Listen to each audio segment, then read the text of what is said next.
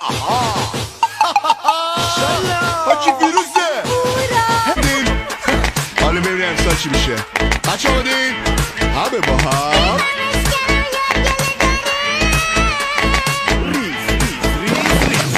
حاجی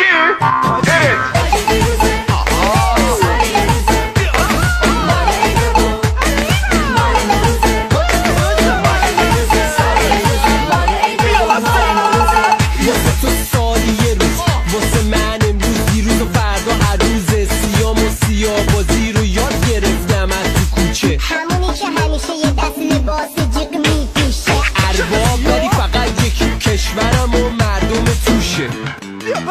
حاجی فیروزی و شادی میاری، باز شکر خدا تو موندگاری، با معرفت و گرم و صمیمی، حاجی منی دوست قدیمی، با صدای اون دایره زنگی، اون لباس رنگ توت فرنگی، قربونت برم ای حاجی فیروز، با روی سیاه چه شوخ و شنگی.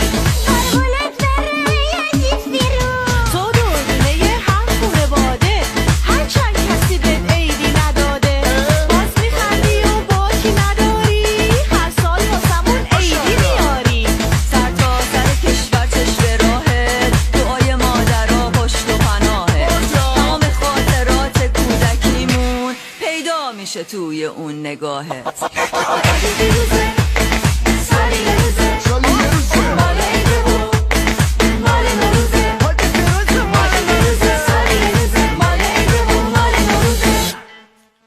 کوش حاجی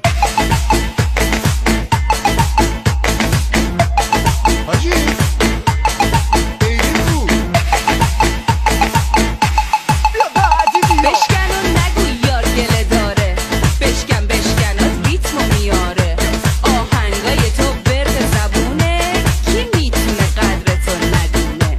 ای مغازه داره مشتلوتی، این قیمت ها رو بکن تو قوطی، یه جفت کفش کمربند و یه پیرهن شده هم قیمت 3 شاخه آهن. بابا شب عیده که ارزون کن مشتری شیم. کاش بودی تو فیسبوک میتونستیم پیج رسمی تو ما میدونستیم.